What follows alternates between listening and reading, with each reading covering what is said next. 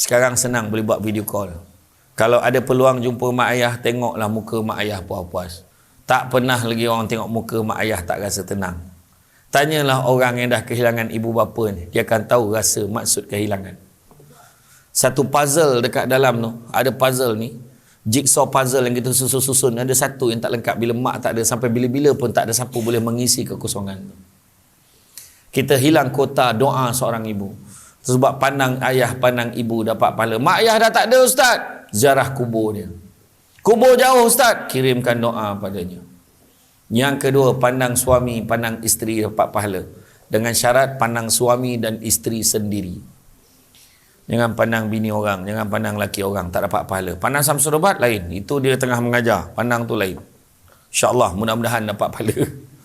Kan? Yang ketiga, pandang apa dapat pahala? Pandang Kaabah dapat pahala. Orang yang pergi umrah, orang pergi haji dapat pahala. Kita cakap, jangan cakap kita bila pun takkan pergi. Jangan cakap macam tu. Rezeki Allah, Allah akan tentukan kita sampai ke tidak. Keluar je daripada sini, terus cek dulu akaun tabung haji ada berapa. Cukup RM1,700 dah boleh pergi dah. Syarat minimum untuk daftar pergi haji. Siapa yang daftar hari ni, insyaAllah boleh pergi pada tahun 2137. Warahmatullahi wabarakatuh. Alhamdulillah. Alhamdulillahilladzi arsala rasulahu bil huda wa dinil haqqi liyuzhirahu ala dini kullihi walau karihal kafirun walau karihal musyrikun walau karihal muslimun. Subhanaka la ilma lana illa ma 'allamtana innaka antal alimul hakim. Rabbi shrah li sadri wa yassir li amri wa hlul 'uqdatam min lisani yafqahu qawli. Alhamdulillah, syukur kepada Allah Subhanahu Wa Taala, segala puji bagi Allah Tuhan sekalian alam. Salawat dan salam ke atas junjungan besar Nabi Muhammad sallallahu alaihi wasallam. Mesti banyak diucapkan pada tuan pengerusi acara, bahagia Puan Nurul Haiza binti Siddiq, penolong pengarah pemulihan Puspen, Cik Puan Farah Hanani binti Syamuddin, penolong pengarah pengurusan dan keselamatan Puspen Benta, pegawai kanan, seterusnya para sahabat yang dikasihi sekalian. Bak kata orang berjalan-jalan di atas titi, di hujung balai nampak cahaya, kan? Sudah lama kita menanti, akhirnya mikrofon ni sampai kat saya. Saya datang dari Negeri Sembilan. Kata adat banyak kiasan, ditunjuk dia tetapi bukan. Bergulung pendek panjang direntangkan, memang takkan faham kalau tak direnungkan. Jadi kalau nak memahaminya, kena dengarlah sampai habis. InsyaAllah kita akan faham. Berada dekat dalam Puspen bukanlah satu perkara yang kita pandang sebagai satu perkara yang menyebabkan kita, memang pada awalnya kita akan rasa dia merupakan satu perkara yang negatif. Tapi kena percaya, adanya hikmah satu perkara itu berlaku. Orang lain yang tak masuk Puspen tidak bermakna orang tu lebih baik daripada kita. Tu kena faham.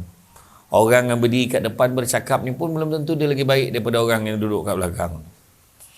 Sebab satu perkara, saya teringat bagaimanakah Imam Nawawi satu hari dia berjalan di pasar, dia bawa barang. Ramai orang tolong dia, nak tolong dia. Mari tuan, mari kami tolong angkat tuan barang tuan ni. Bagi kami tolong. Kenapa pula kamu nak tolong angkat barang pula ni? Apa pasal? Dah tentulah kami kena tolong. Tuan ni orang mulia, tuan orang baik, takkan kami tak tolong?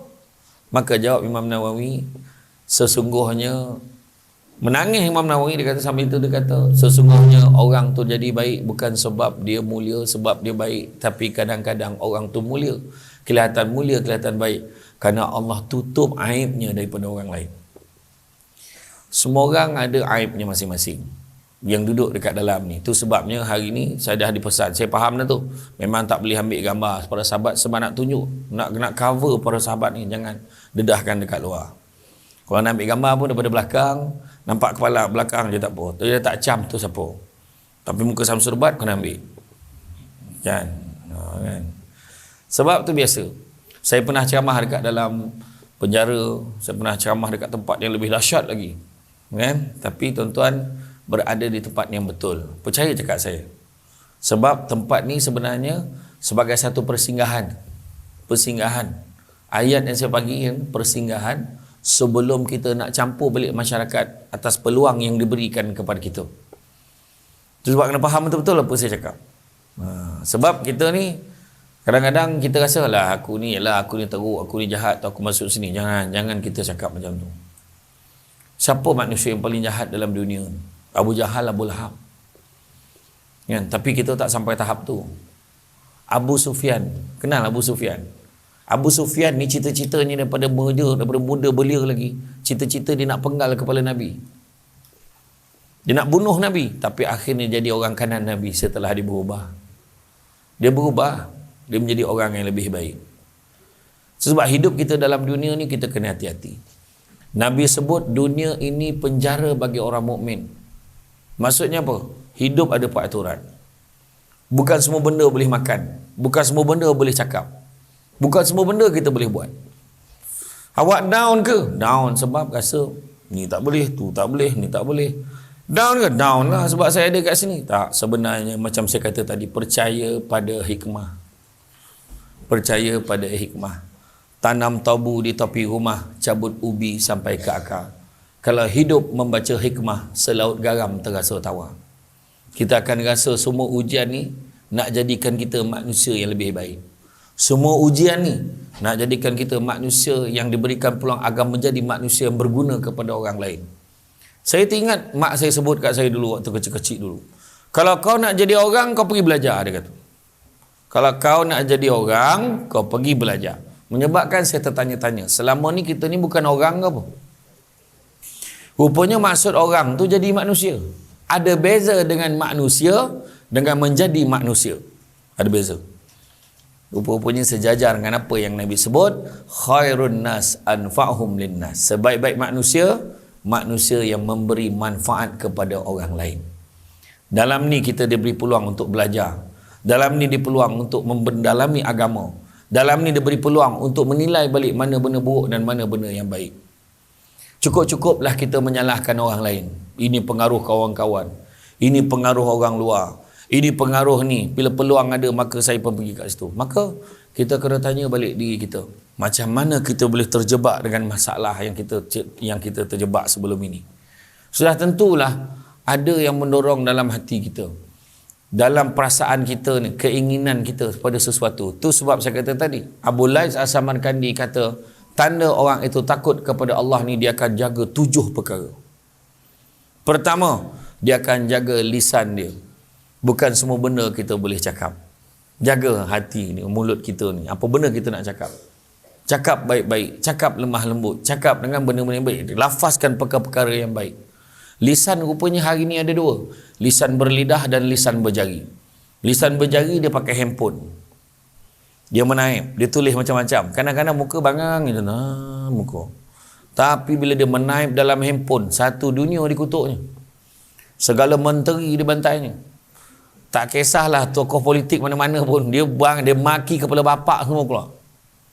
Muka elok diam je. Dalam dewan diam je. Tapi sampai bilik dia lah orang. Kalau bercakap segala benda semua dia cakap. Itu sebab kena hati-hati. Saidina Abu Bakar dulu sampai ambil batu masuk dalam mulut dia. Kenapa? Sebab Nabi ajar kalau kamu tak ada benda baik yang kamu nak sebutkan, lebih baik kamu diam. Hari ni tak payah masuk batu dalam mulut. Pegang handphone diamlah. Tak jadi kerja dah. Tak jadi buat benda lain. Budak-budak kecil bagi dia handphone, main game sampai ke sunnah. Tak makan 2 hari 2 malam, tak makan pun tak apa. Tak ada masalah kat budak. Kalaulah main game tu zikir, dah ramai jadi wali dah anak kita. Berjalan tahir. Tapi sebenarnya kita ni ada peraturan. Semua benda kena kawal. Bukan semua benda boleh cakap. Maka kita gantikanlah dengan mengaji Al-Quran.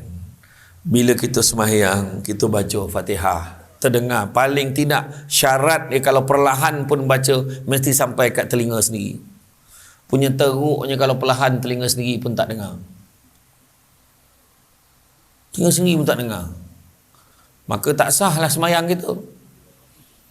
Kena dengar kat telinga tu. Kena dengar. Kan? Dan bila baca Allahu Akbar, Bismillahirrahmanirrahim. Alhamdulillahi rabbil alamin. Ar-Rahmanir-Rahim, Maliki yaumiddin. Iyyaka na'budu wa iyyaka nasta'in. Ihdinas siratal mustaqim. Siratal ladzina an'amta 'alaihim ghairil maghdubi 'alaihim waladdallin. Dengar tu bacaan tu, faham apa yang disampaikan oleh Allah Ta'ala kepada kita, insya-Allah tenang hati kita. Sambung pula dengan ayat. Law anzalna hadzal qur'ana ala jabalin la ra'aitahu khashi'an mutasaddian min khasyatillah wa tilkal amsalu nadribuha lin-nasi la'allahum yatafakkarun. Huwallahu alladzi la ilaha illa huwa alimul ghaibi wasyahadah huwar rahmanur rahim. Huwallahu alladzi la ilaha illa huwal malikul quddusus salamul mu'minul muhaiminul azizul jabbarul mutakabbir. Subhanallahi amma yusyrikun. Kalau dengar sampai habis lah, kita faham tu, rasa-rasa nak buat jahat lagi tak ada. Tenang hati. Yang jadi tak tenang bila mengada Allah. Bismillahirrahmanirrahim. Allah. Macam kartun, kelam kelibut, pokok capuh pun ya. Oh, Negeri Sembilan cakap. Jadi, saya nak tanya. Dalam banyak-banyak perbuatan solat, mana perbuatan yang paling tenang sekali? Sila jawab. Siapa yang menang, ada hadiah. Percutian di Puspen Benta. Kan? Dalam perbuatan solat, dalam banyak-banyak perbuatan solat, kita angkat takbir, kita baca, kita rukuk, kita iktidal, daripada iktidal kita turun. Mana perbuatan yang paling tenang sekali? Siapa nak cuba jawab? Oh, ramai jawab sujud. Belakang tu? Sujud. Okey, terima kasih. Sama sujud? Fatihah? Baca Fatihah, okey. Alhamdulillah, semua salah. Jawapannya menurut kajian pakar teori praktik solat yang berbangsa Cina. Cina Muslim lah, Chinese Muslim. Perbuatan yang paling tenang sebenarnya adalah bila kita solat tu, bila kan kita daripada rukuk, kita bangun Sami Allahu liman hamidah, waktu berdiri ni sebelum turun sujud, itulah sebenarnya perbuatan yang paling tenang. Sepatutnya tenang sangat waktu berdiri tu. Ni aku nak menuju ke tempat sujud ni, itulah yang paling tenang sebenarnya. Kalau sujud tu paling tenang, makna lalap tu confirm tenang je. Mana tenang? Cuba kalau sujud lama, mula kau sesak nafas kat tu. Aduh, lamanya sujud tempat dah naik. Tak ada mana dah. Sebenarnya yang paling tenang adalah waktu Sami Allahu liman hamidah. Allahu Akbar, itu paling tenang sebenarnya. Jadi cari itu sebabnya dalam teori praktik solat ni, rupanya exercise yang paling baik sekali adalah solat. Semayang betul-betul. Kan? Jadi tak perlu kita down. Banyak cara untuk kita cari ketenangan dalam hidup kita. So, pertama, jaga lisan kita. Lisan yang baik-baik. Zikir. Liman kana rajullaha wal yawmal akhir wa zakarullaha katsira. Allah Taala beritahu dalam surah Al-Ahzab ayat 21. Barang siapa yang nakkan rahmat Allah, nakkan hari akhirat, wa zakarullaha katsira, maka ingatlah Allah sebanyak-banyaknya. Kalau ingat Allah, insya-Allah tenang. Ingat Allah. Itu sebabnya bila kita makan, Bismillahirrahmanirrahim. Dengan nama Allah. Aku makan ni kerana Allah ni. Allah bagi aku dapat rezeki hari ni. Percuma. Contohnya kat sini. Dulu masa saya belajar di UiTM pun universiti sama juga, makan percuma. Dekat universiti dulu. Kan? Dapat peluang makan percuma. Alhamdulillah. Ataupun kadang pergi rumah saudara mara, dia hidang makan. Makan, Alhamdulillah, rezeki. Ataupun kita beli. Ada kemampuan beli RM7.5, RM5 beli si kabu, si danggang, lempat tikar, asam gepak. Kan? Kita makan. Alhamdulillah, ya Allah, sedapnya ya Allah. Bismillahirrahmanirrahim. Sejauh mana kita hidup dengan bismillah? Saya terbaca satu buku, Hidup dengan Bismillah. Baca bismillah ni pun sebenarnya ramai orang baca tu jadi prosedur je. Bismillahirrahmanirrahim. Tapi terlupa niat kepada Allah. Kahwin sendiri, tengoklah berapa ramai orang kahwin kerana Allah. Kenapa kahwin? Mak bising. Kenapa kahwin? Kawan-kawan habis kahwin. Kenapa kahwin? Umur banyak dah. Kenapa kahwin? Dah geram tengok perempuan tu, lagi teruk.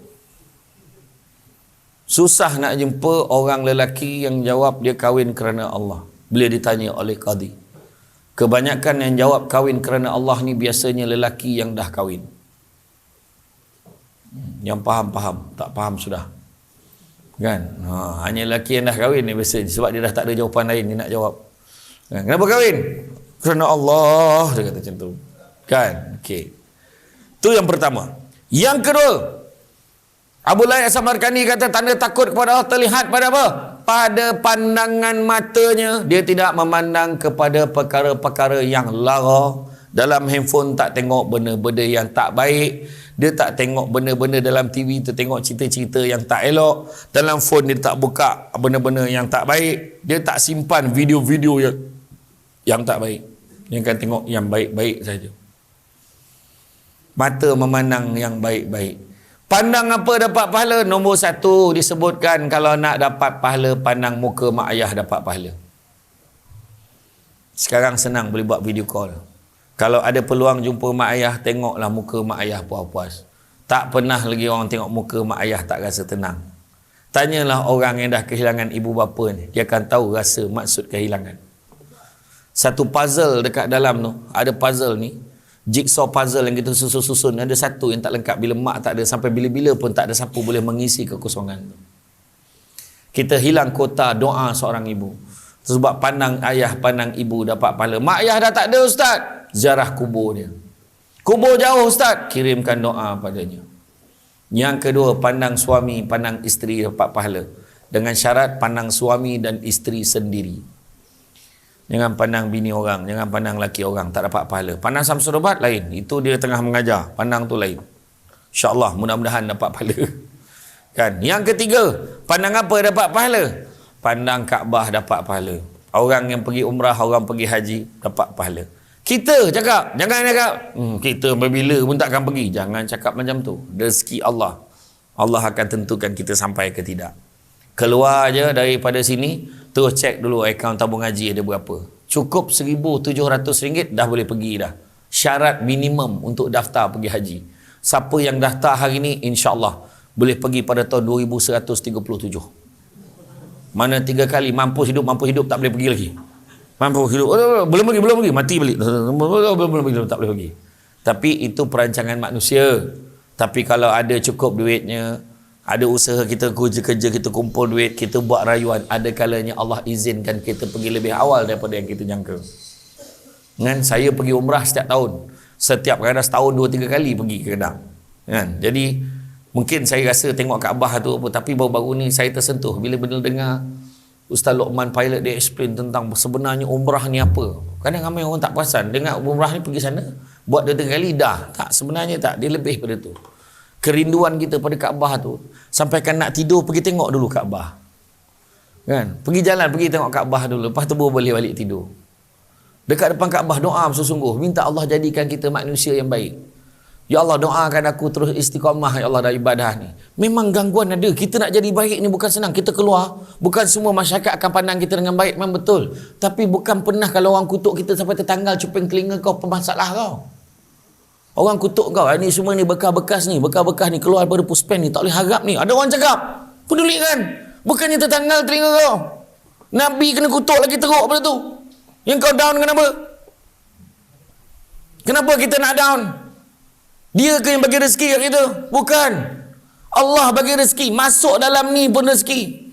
Orang kat luar tu berpuluh tahun tak dapat jumpa Samsul Rebat. Dalam Puspen 2 kali dapat jumpa Samsul Rebat.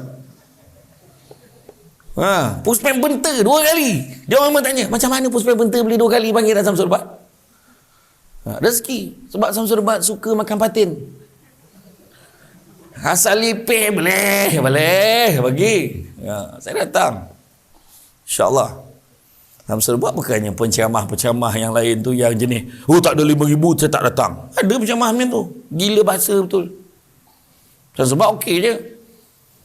Yang hari ni dapat berapa pun tak tahu ni. Okey je. Kan? Yang penting tengah hari patin. Itu je. Samsul Rebat ni senang je. Kan? Ada ke datang bagi nasi lemak dengan lempeng biasa kat Seremban boleh dapat. Kan? Kurang-kurang patin. Betul. Kan? Dengar pula MC pula cakap Negeri Sembilan pula dalam pantun. Jangan main-main kan. Berdoa ya belum lagi. Mak dia punya pantun dahsyat. Tapi saya nak beritahu Samsul Rebat setakat ni dah 4 pantun dia bagi belum baca teks lagi. Tu kena beritahu lagi kena beritahu. Tu beza dengan MC tau. Beza dengan MC. Kan, tapi bagus pantun tu. Kompang Bogomo pusako bangso dipalu oleh si anak muda, hadir Tuan meriah suasana, kami menyambut penuh gembira. Berapa kali dia training pun tak tahu dia nak cakap Negeri Sembilan. Bunyi lidah pun tahu bunyi orang Pahang kan. Orang Pahang kan? Orang Pahang kan? Ada Wakil Pilah tak? Asal mana? Kuala KL. Sini pun ramai KL, Kuala Lipih kan. Betul. Pedulikan apa orang cakap. Orang cakap tu peduli. Dia akan cakap lah. Tapi kita nak ubah diri kita ni. Memang bukan senang. Bukan senang. Tapi kita kena fikir, dengan adanya bantuan Allah bagi kat kita, semua boleh jadi senang.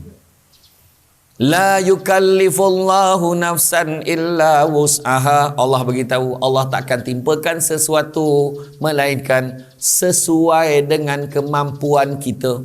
Apa takut? Sesuai dengan kemampuan kita dah ujian yang Allah bagi ni. Bersyukurlah kita tertangkap hari tu. Dan kita dibawa ke sini. Bukannya kena tangkap bawa ke tempat-tempat lain. Di negara-negara tertentu tangkap bunuh terus. Di negara tertentu. Di Korea Utara macam tu. Korea Utara bukan hanya kes dadah aja. Kes rasuah bunuh. Tembak terus. Ada warga Korea Utara ni, dia tak tahan duduk kat Korea Utara sebab hidup susah. Dia berenang ni, merentah lautan ni sampai ke China. Bila sampai ke China kena tangkap.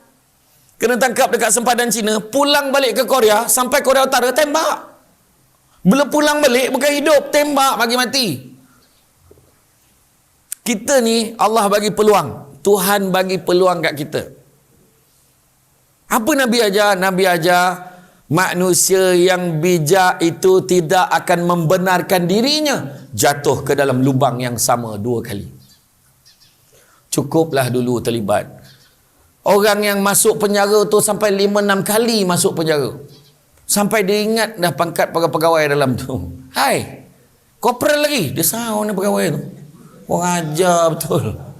Dia boleh sahau lagi. Hai, pangkat ni lagi dia tu. Kena tutuh lah lepas tu kan. Jadi pandang Kaabah dapat pahala. Dan keempat, pandang apa? Pandang Quran dapat pahala. Pandang Quran dapat pahala, apatah lagi pandang dan baca. Pandang, baca dan faham lagi besar pahala. Pandang, baca, faham, hafal lagi besar pahala.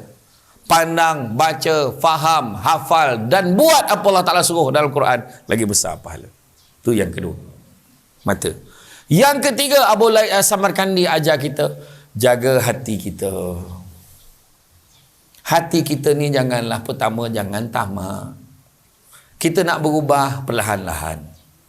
Jangan ubah sekali semuanya. Berperingkat-peringkat.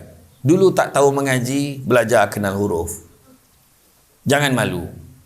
Belajar kenal huruf, alif di atas A, alif di bawah I, alif di depan U. Jangan malu. Sampai masanya kita akan boleh membaca terus Al-Quran, insya-Allah. Tapi sabar. Jahil tidak bermakna kita kena bodoh selama-lamanya. Jangan fikir macam tu.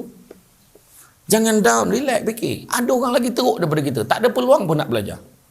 Ada sepasang suami isteri di Kuala Lumpur, punya malu tak tahu mengaji. Apa yang dia buat? Dia hantar anaknya yang berusia 5 tahun pergi belajar, masuk sekolah agama.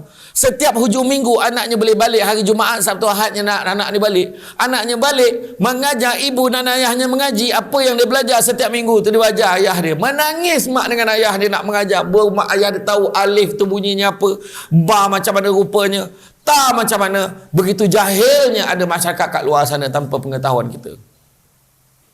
Tapi dia nak belajar. Menangis sekali belajar, menangis. Anak dia yang kecil baca, ni alif, ni bata, bata, sa, ja, ha, kha, da, za, ra. Ajar sebutan pada kedua ibu bapa dia. Kita ada peluang belajar. Jangan jadi manusia yang jahil.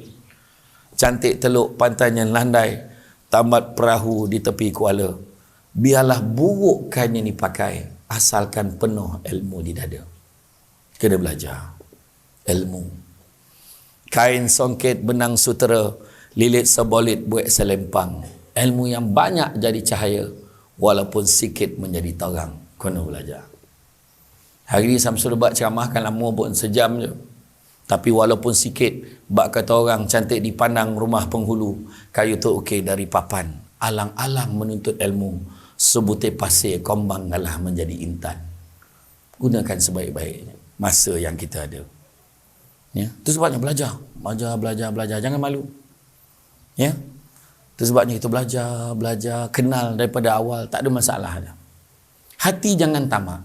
Kedua, jangan kita sombong. Nak sombong dengan apa? Kadang-kadang kita nampak orang luar tu hebat, tinggi. Macam mana hebat orang tu kontut busuk juga. Kereta besar, hutang banyak. Kita kereta kecil tak ada hutang. Sudah, jangan banyak cerita. Kan? Menjala kereta, mana ada kereta menjogak? Semua menyala. Mana menogak? Ada kereta menogak datang. Tak ada. Itu berdiri semua. Kan? Samsul Ubat, kereta besar habis isi minyak tu, full tank berapa? Setiap kali datang bukan roket-roket lipih ni nak datang. Itu yang berdoa tu tak tahu bayar berapa tu. Tak adalah saja ya. Bergurau. Betul. Orang tu naik kereta kecil. Saya naik kereta besar pun orang cakap kereta kecil pun orang cakap, pedulikanlah. Yang penting kita nak sebarkan dakwah. Saya naik kereta besar, kereta besar kereta dia sekarang belagak, payah betul. Naik kereta kecil, susah hidup dia sekarang. Apa nak buat? Semuanya tak betul. Yang penting lillahi ta'ala, ingat Allah sudah. Jangan sombong. Penyanyi tu hebat macam mana dia menyanyi. Sampai masa masuk Gegar Vaganza, minta nyawa nak nyanyi lagu sendiri. Lagu sendiri pun tak boleh nyanyi. Apatah lagi lagu orang. Dulu dia menyanyi, not dia sampai ke langit. Hari ni tak boleh paksa. Kalau paksa sampai ke langit, dengan dia ke langit. Mati terus, nak mampus. Tak boleh. Hebat dia. Pegawai nombor 1. Dahsyat lah. Siapa nama dia? Puan Nurul Haiza. Pangkat tinggi. Contoh. Penolong pengurus. Penolong pengarah pemulihan Pusat. Sampai masa tiba-tiba duduk rumah. Pencen. Sampai masa pencen Puan Nurul Haiza. Samsul Ubat dulu jawatan apa? Bukan kecil. Nak pengarah ni, legal advisor, pengarah undang-undang dan penguasaan. 80 penguasa bawah aku tu. Tertabik macam ni. Nampak? Kat pejabat. Sudahnya aku tak tahu mana satu part time. Jadi pengarah aku penceramah part time. Sudahnya aku bersara lah. Dapat kad pesara. Samsul Ubat ada kad pesara. Nanti saya tunjuk. Bersara pilihan. Tunjuk dekat hotel U Hotel. Dapat diskaun 10%. Sampai masa bersara. Dulu punya garang. Dulu bekerja. Apa benda tak marah? Marah. Jerit apa tak jerit? Marah. Tapi sampai masa kita akan menyerahkan jawatan tu pada orang lain pula. Sampai masa kita akan pencen. Nak belagak apa? Nak sombong dengan apa? Duit. Sampai masa habis. Ada orang tu, aku besok kalau dapat duit ke BSP aku rehat, aku tak fikir apa, aku nak bercuti dengan family, pergi berjalan. 2 minggu lepas dia pencen, dia pegang senapang depan bank. Jadi pengawal keselamatan. Bukan saya menghina karier tu, dia yang cakap dia tak nak kerja dah. Dia nak rehat. Kenapa kerja? Tak cukup. Duit kena sakau dengan anak-anak. Anak kahwin pun minta dengan dia, nak kerja pun minta, anak nak berniaga pun minta dengan dia. Pada siapa yang nak bersara, saya pesan, jangan habiskan duit untuk anak-anak. Itu untuk hari tua kita. Yang muda dengan sehat mencari duit. Kita yang tua dengan duit mencari sehat. So jangan menghabiskan duit kita untuk anak-anak. Dia nak, dia pandailah cari sendiri. Saya nak kahwin lah, bah. Kau yang sadap, aku yang susah, apa hal? Mengadu-ngadu. Cakap macam tu. Menyusahkan. Kita kerja berapa tahun? Puan Haizal berapa tahun dah dalam servis? Berapa tahun dah? 10 dah. Lama lah saya kerja lagi dulu. Dulu saya sebelum saya pencen 12 tahun. 12 tahun saya bersara. Tanya ni, tuan dah berapa tahun dah tuan? 24 tahun. Bayangkan tu. Dia dah hafal dah tiang yang ada dalam puspen. Segala pagar, lubang pagar yang kau buat semua dia tahu. 24 tahun pencen bila dah boleh pencen kan? Dah boleh ambil option dah. Iya. Sekejap je tanya dia, dia rasa macam baru semalam dia kerja. Tiba-tiba dah 24 tahun. Yang main-main. Tapi nampak mudah lah. Kan? Tapi betul, tu sebabnya saya katakan sampai masanya, sebab kita nak sombong dengan apa? Sombong dengan kedudukan. Suami I pegawai besar, you know. Suami I bagi I 2K sebulan. You ada, belagak dia.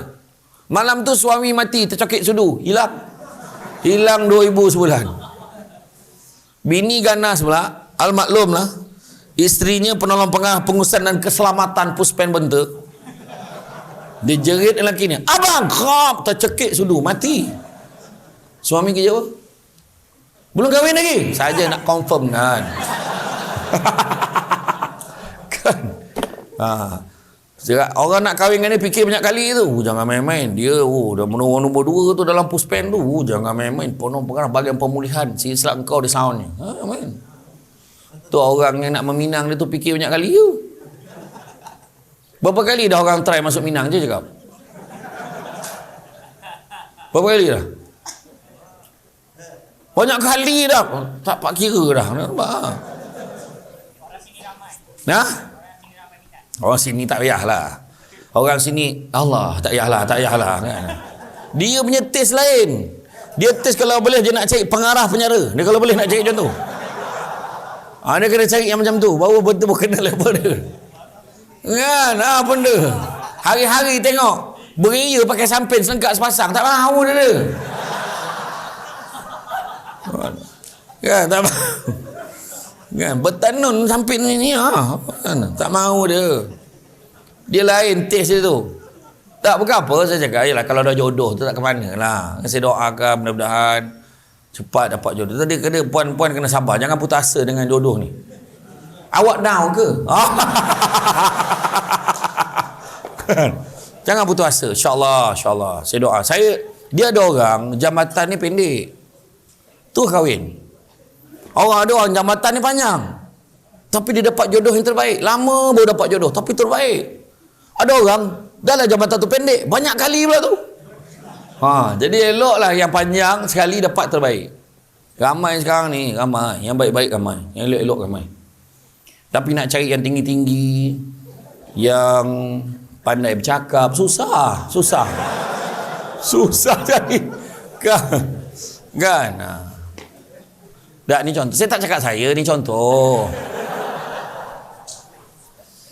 Yang dapat adalah semua rendang. Rendang. Tapi orang perempuan kalau tinggi, dia cakap murah rezeki.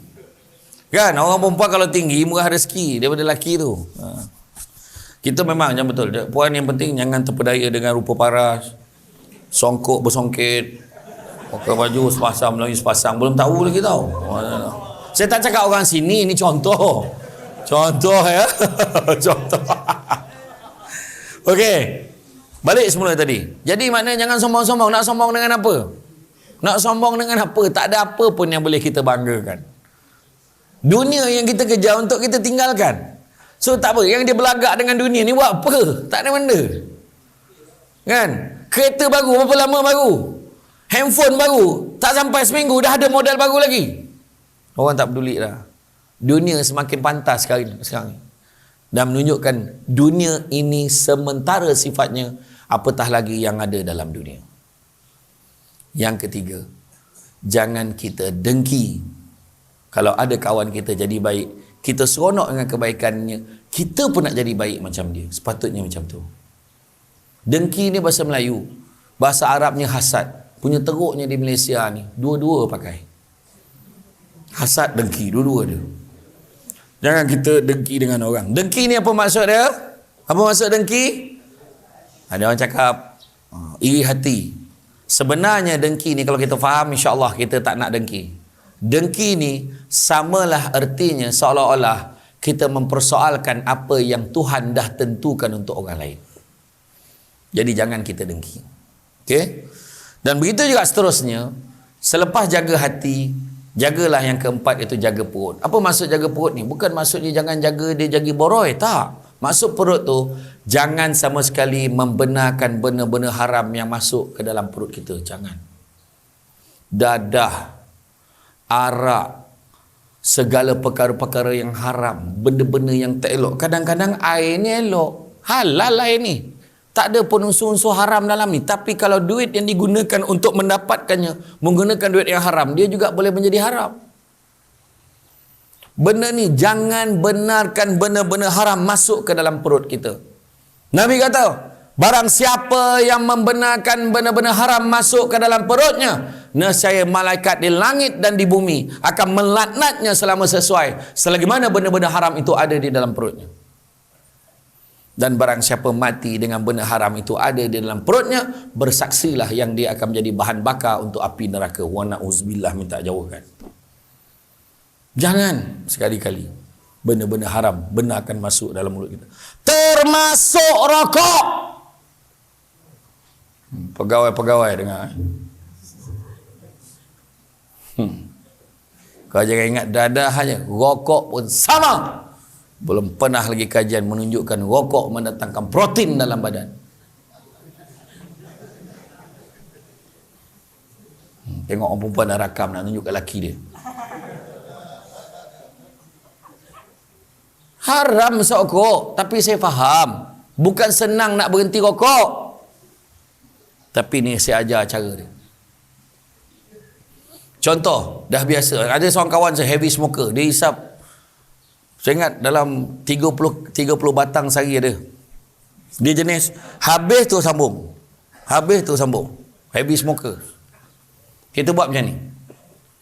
Minggu ni 30 batang sehari.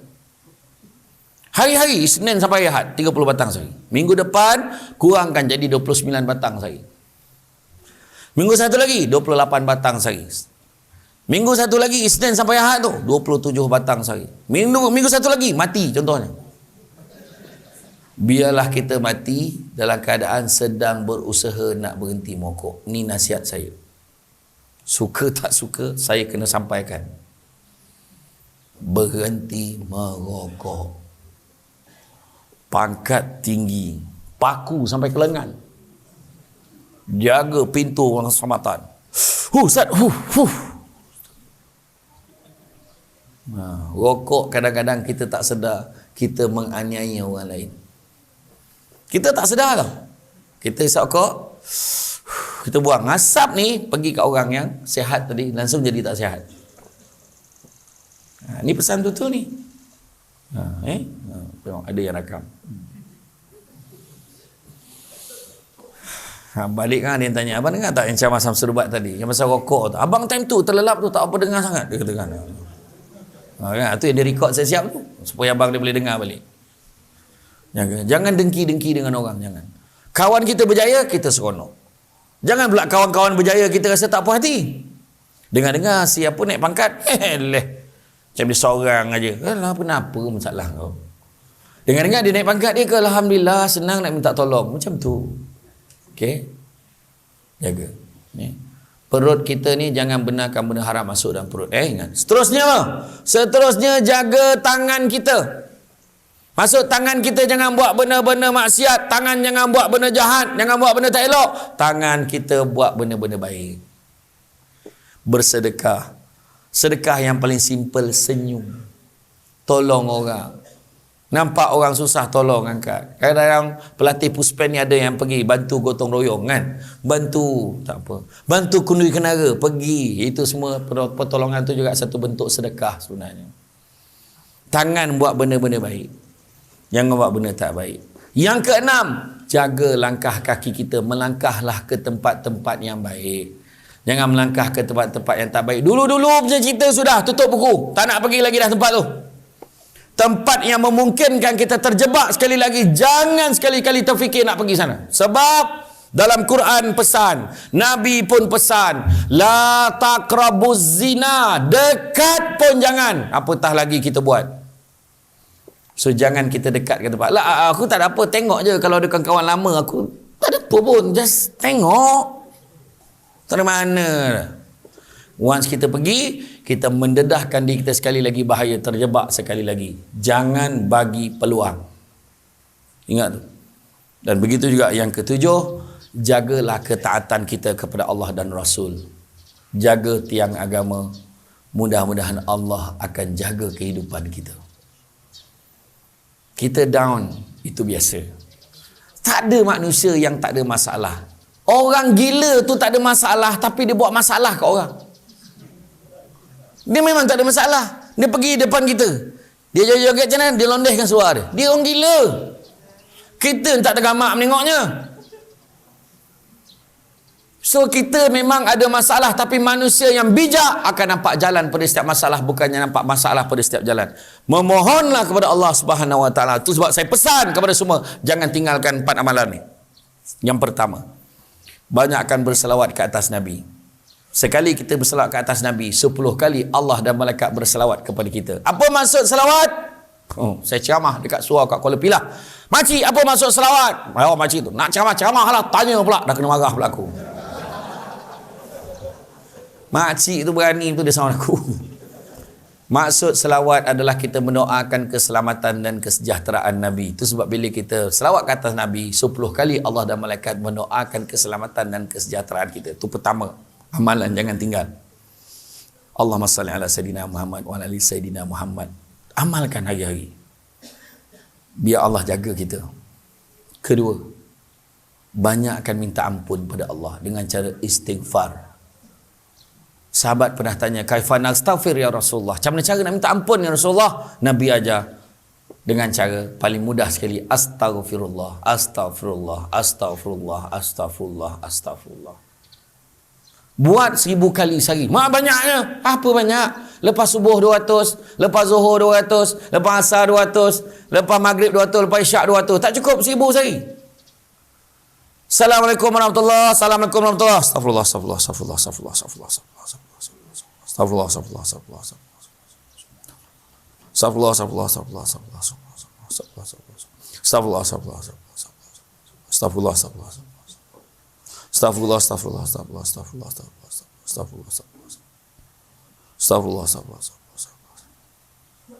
astagfirullah, astagfirullah, astagfirullah, astagfirullah, astagfirullah, astagfirullah, astagfirullah.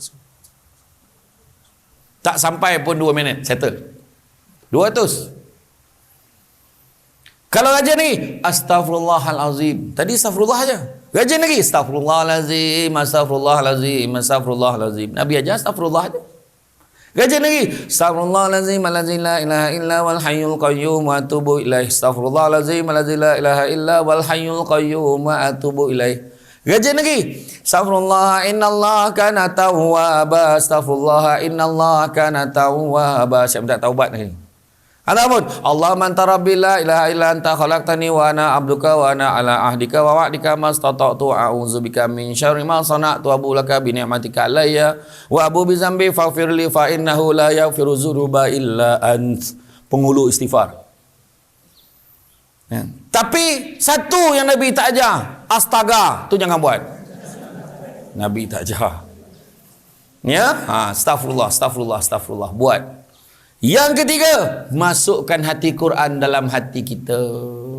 Apa hati Quran? Surah Yasin. Jangan baca hari Khamis malam Jumaat aja. Kalau boleh setiap malam sebelum tidur baca sekali. InsyaAllah. Dia ada kat ayat yang mana tau? Salamun qaulam min rabbir rahim. Salamun qaulam min rabbir rahim. Salamun qaulam min rabbir rahim. Saya bagi betul orang sini semua. Dekat ayat salamun qaulam min rabbir rahim tu ulang 3 kali, 7 kali, 11 kali atau 21 kali dalam masa baca, minta doa dalam hati, hajat nak apa. Minta. Tak payahlah sebut. Contoh Puan Nur Haizah kata kan, salamun qaulam min rabbir rahim, nak beg bonia. Tak payah sebut. Salamun qaulam min rabbir rahim. Salam. Dalam hati je minta. Ya Allah, bukakan hati suamiku untuk belikan ni untuk aku, ya Allah. Salamun qaulam min rabbir rahim.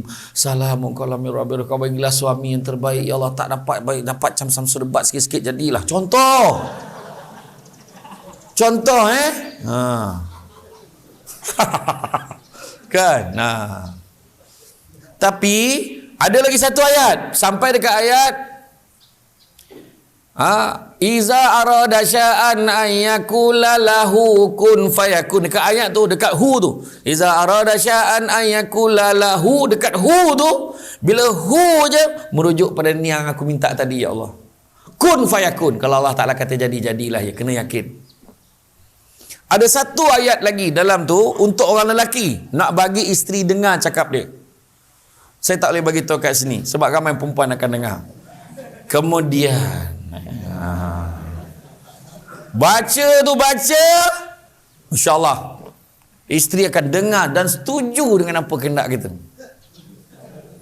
Faham?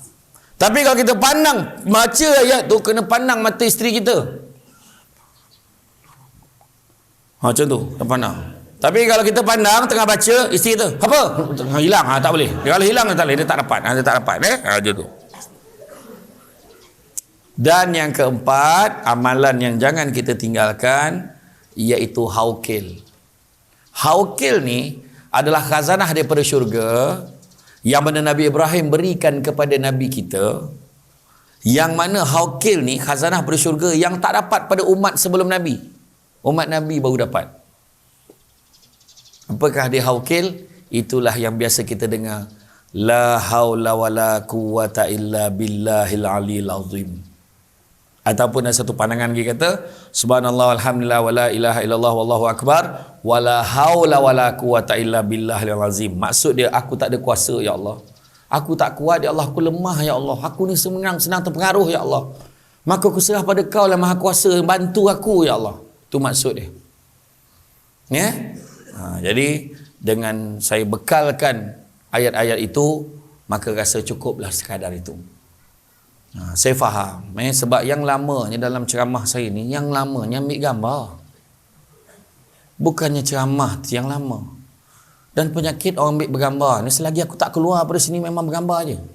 Nak masuk kereta nanti.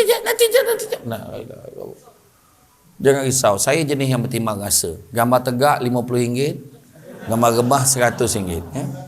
Jangan lupa masukkan dalam bil puspen, ya? Kan? Jadi saya ucapkan terima kasih banyak. Bak kata orang, sepandai-pandai tupai melompat, akhirnya jatuh ke tanah jua. Walaupun perkongsian sudah tamat, mudah-mudahan meresap ke dalam jiwa. Budak-budak membawa galah nak menjolok buah berangan. Kalau ada silap dan salah, dikata tidak, dicaci jangan.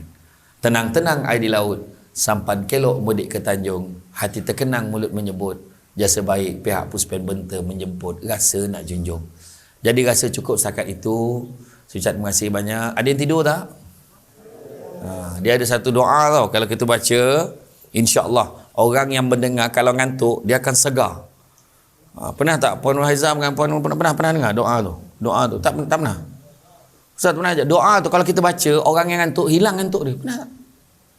Tak pernah lagi. Tak pernah. Oh, tak pernah.